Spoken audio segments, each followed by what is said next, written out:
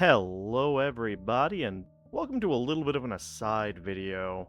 It's not really one of our Minecraft videos, it's just a chance to talk about Redstone. I realized that I've been building Redstone machines and components and things in the survival world, and I haven't really at any point talked about Redstone.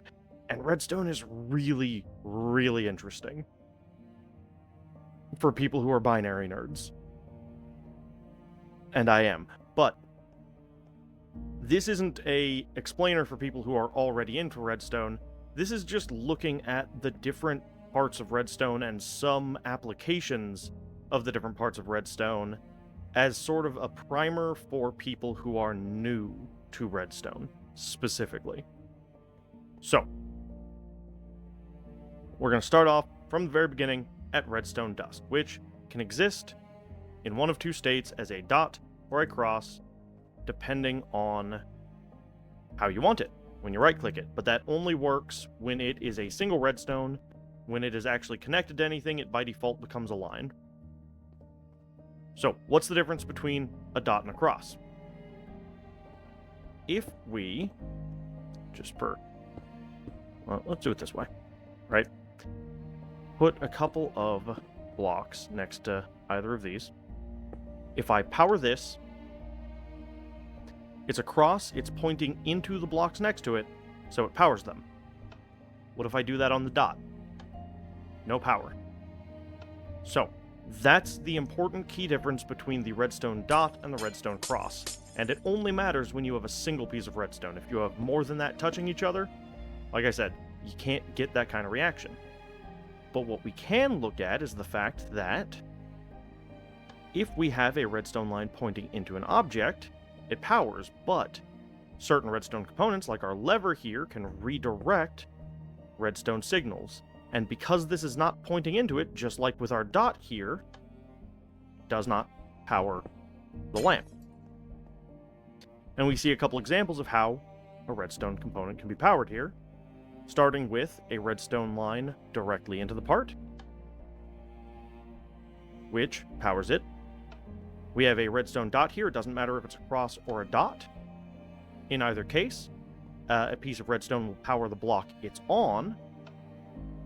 And finally, a block that is under, over, or next to a redstone component will also power it. So because this block is powered, it will share power to redstone components that it is touching.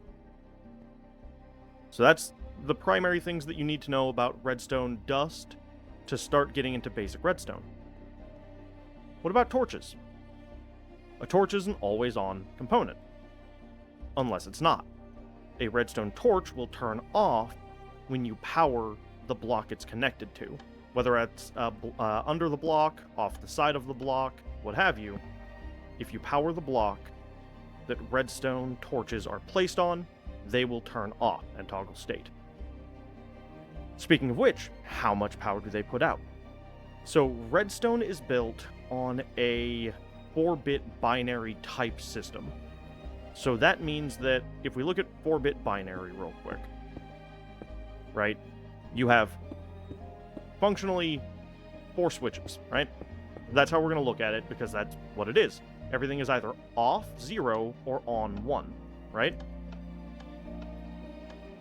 And each of these positions correlates with a number that is double the previous number. So, this would be 1. I need to get my dye real quick, hold on. Grab white dye and glow ink. You can tell I was so prepared for this. Alright, so this would be 2, 3,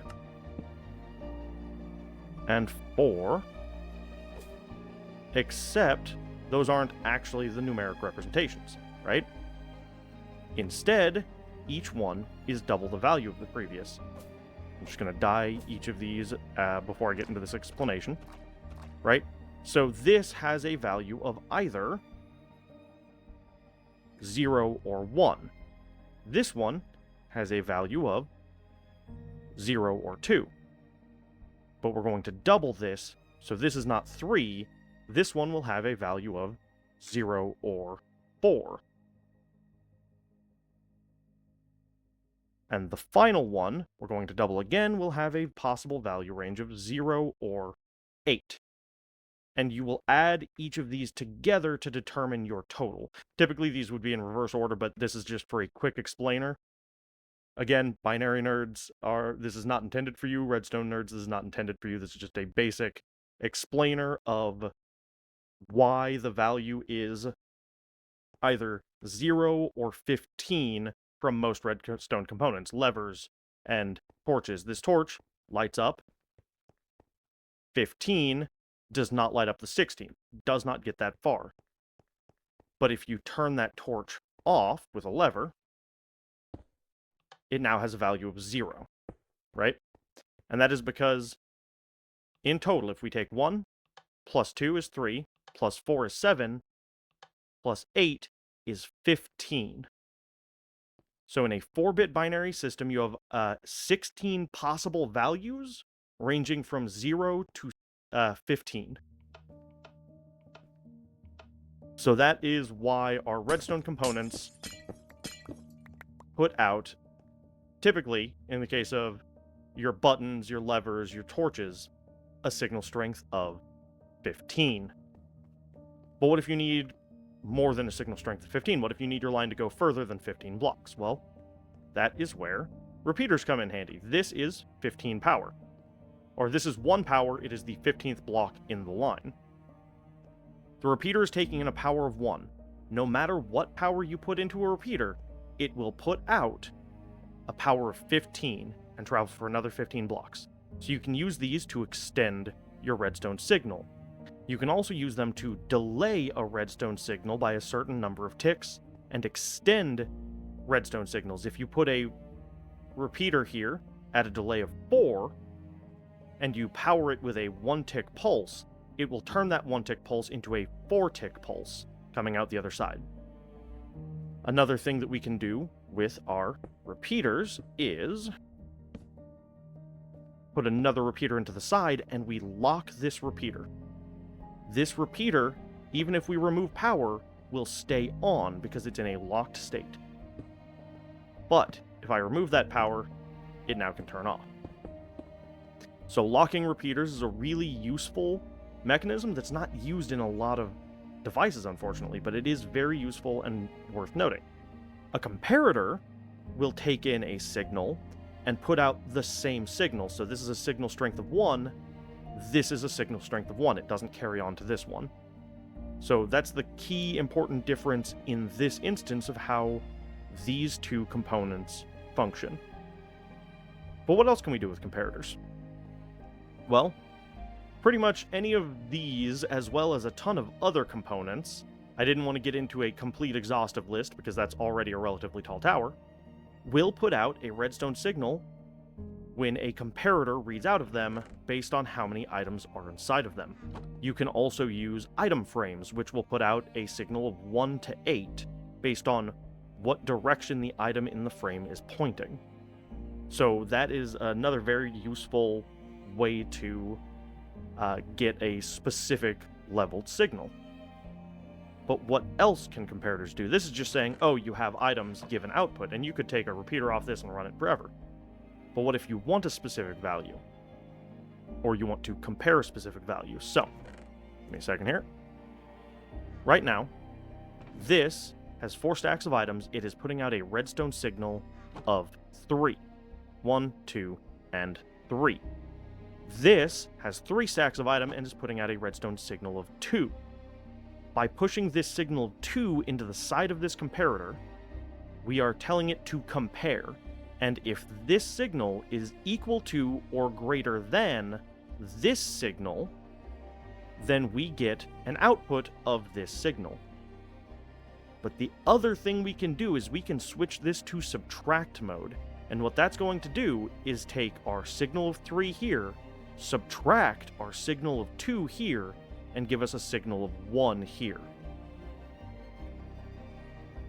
And this can be incredibly useful in certain like storage systems or in certain autocrafter setups, depending on how you want to throttle values. If you want to say, I want to have a buffer of a certain amount of block 1 before I allow crafting, this is a good way to do that. Another use of comparators, which relies on this compare function we talked about, this is an equal to or greater than currently. This signal has to be equal to or greater than this signal to give an output. If we make this signal stronger, this can't give an output because this is less than this, right? So we can take advantage of that here. If I turn a single signal power on here by activating this, we'll do that in a second, this comparator will turn on. What it's going to do then is power this repeater. Now, what we know about repeaters is that they will take any signal input and turn it into a signal of 15. So then that would make this 15, 14, 13, 12, right?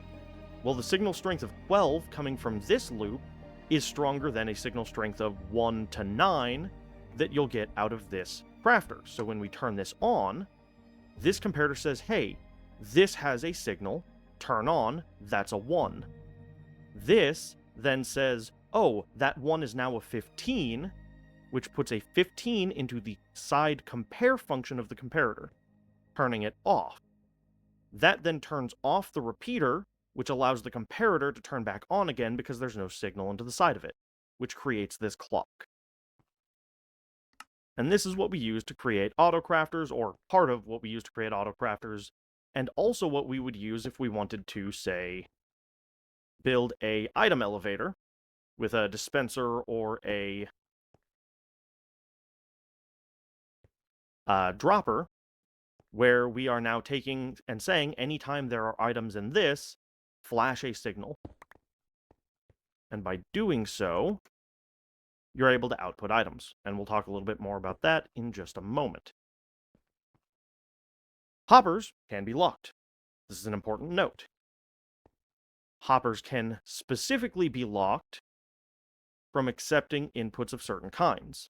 So, what we're talking about here is if I lock this hopper right here, and I have items in this chest up here, this hopper will not receive any items from that chest. But what if I feed this hopper an item from another hopper? Well, it does go in, and it processes through the system. So it's important to know how to lock your hoppers depending on what you're doing. And we'll come back to this in a moment when we look at the impulse SV item filter and talk about how that functions. But first, we're going to talk about everyone's favorite, the observer. Observers give a 1-tick pulse output, like you just saw there, when they receive any block update, like a item being placed or broken, or like a repeater changing states. There are a lot of ways that you can receive an update, but we're not going to go into every option for now. We're just going to put it at the bare minimum. When we detect an item update or a block update, we put out an output. And that's a very brief output. It's a single pulse.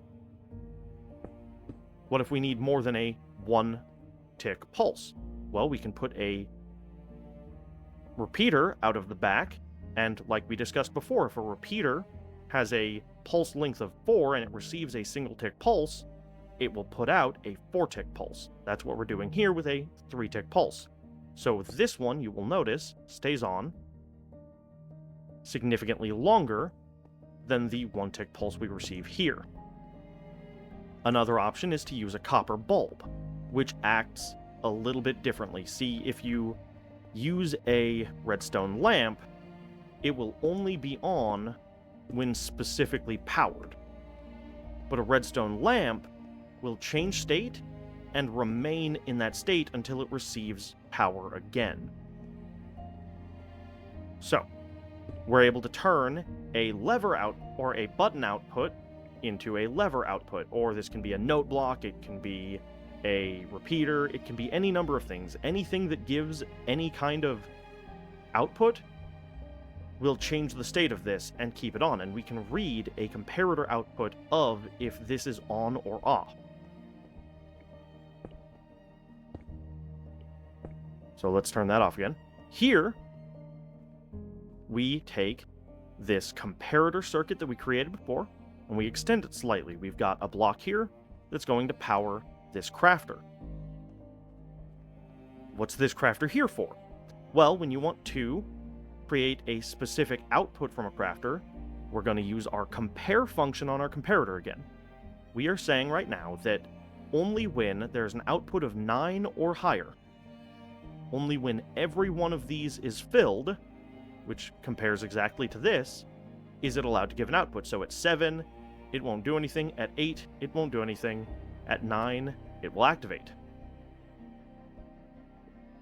So let's get that back to there. What we can do now is we can feed an inventory into one of these crafter setups. And if I turn this on and unlock that hopper, this will fill, it'll craft, and then it'll turn off again. And because it's a single pulse where this turns on the repeater, activates this, and it only runs once because we've slowed it down to a 3-tick pulse instead of a 1-tick pulse, we are getting a single item crafting, and we don't have to deal with the problem you can sometimes get with crafters where it tries to pulse twice and makes dye instead, for example, in this case. We don't want to deal with that. We're not going to. Which is why we have a very slow, continuous pulse circuit, because we have a continuous input. So, that's how you can build auto crafters if they are only going to handle one kind of item, and it is specifically a full block item. Hypothetically, if you wanted to make something that has less blocks, you just toggle the number of items in your crafter. If you wanted to make doors, you would remove these 6, or you would have these 6 on and these 3 off. No, actually, in that case, you would still keep all of these on. You would enter this one, and you would disable these 3, which would still act as if it was activated. So, anyways, auto-crafting systems are a whole nother thing. Then they can get incredibly complex depending on what you want to do with them. But for our purposes and for, like, the witch farm, this is exactly what I did. This is the entire system I used. It takes in redstone, and when it has 9 redstone, it activates and creates a block. This is the classic Impulse SV item filter. It is used in pretty much everything, pretty much everywhere, if you are trying to automate storage in any way. And that's because it's great. It's super stable, it's super reliable, you don't have to worry much about it because you just know it's going to work. So how does this work? Well, we are locking this hopper so that this hopper won't receive any items from it. However, there's an important note to make. The only reason this works is because this hopper is pointing to the side. If we change this system real quick, and we make this point directly down, even though this hopper is locked, it still allows items through. So specifically, we have to have this hopper pointing sideways. And then we can filter out items and prevent anything we don't want from entering this bottom hopper. But it will allow items to continuously pass through. I'm going to clear this because that's just a little bit of a buffer that forms there. So if we send, let's do a quarter stack, 16 of these through here, you'll notice they come through here, they immediately get pulled out down into this hopper, and they're allowed to pass through. But if we put anything else that isn't lime concrete in, let's say a lectern and a copper chest, they go past into our storage at the end here.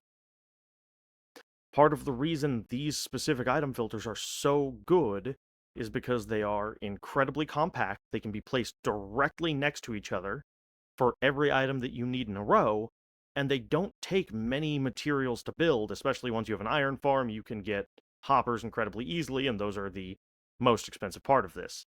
Each one is 2 to 3 redstone dust, because you can make these slightly longer if you want this hopper to hold more items. I prefer to make them a little bit more compact. A redstone torch, a comparator, and a repeater, and that's it, other than the hoppers. So these are used everywhere and everything because they're fantastic. And Impulse did a great job, and they've been used for years, and they will continue to be used for years to come, I'm sure. So, from here, we're going to talk a little bit more about basic binary logic. And to get into that, we're going to get into logic gates.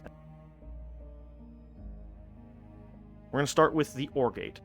And all that means is that when any input or any combination of inputs is turned on, as long as at least one input is on, does not matter which one, does not matter if it's more than one, this will give an output. Versus a NOR gate, which will only turn off and stop giving an output when one or all or any combination of inputs is on. It's just inverting the signal, but it counts as a completely separate gate because of that inversion.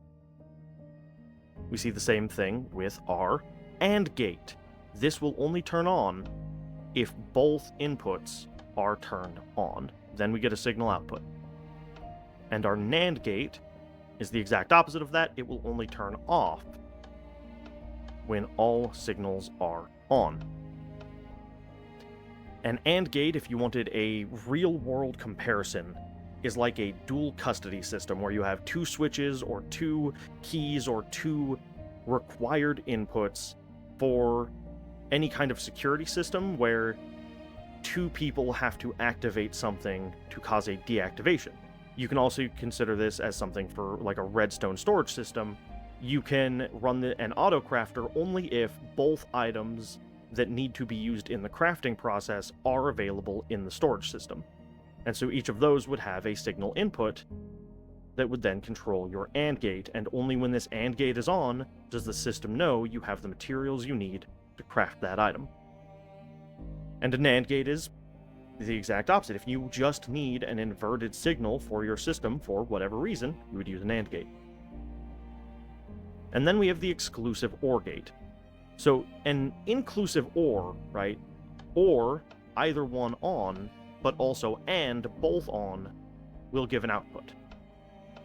With an exclusive OR, we will only get an output when one input is on. And that's the output right there. If I turn both on, the signal is off, and if I turn both off, the signal is on. Best real-life comparison is if you've ever lived in a house where you have a hallway with a light switch at either end of the hallway. When you flip one on, the lights come on. When you flip the other one on, the lights turn off. That's what your exclusive OR is. And your exclusive NOR is the exact same gate, we just ran it into a torch to get the inversion. So now that will always give an output until one and only one input is on. If both are on or both are off, we give an output. If only one is on, we give no output. So those are the basic fundamental logic gates that are used in basic Minecraft computation. Just using these with a little bit of computer knowledge and binary knowledge, you can build calculators and adders and start going down the path of really robust technical redstone, where you get people who are building a computer in Minecraft that can play Minecraft, that kind of thing. But that is far beyond the purview of what this video is about. This is just a very quick primer on what different parts can do, and it's not a all-inclusive list. There are some edge cases and some usages that I'm not including just because they are beyond the basics, but this should be enough knowledge for most people to start building their own contraptions. And that's all that I wanted to give. So, with that said, this won't have a playlist attached to it because it's kind of a little one-off. Unless you guys want more videos like this, I can talk about some more complex, deeper uses of redstone. We can discuss all kinds of different things, but for now, this is just a solo video, and if you enjoyed it, I'd appreciate a like. If you want to see more of my videos when they come out, you can subscribe, ring the notification bell, see them as they get uploaded. If you want more videos like this, leave a comment, let me know. Tell me what kind of stuff you'd like to hear about. because I would love to share whatever information you want. But at this point, we're going to call this one here. Thanks so much for coming along on the adventure, and I will see you in the next one. Bye-bye.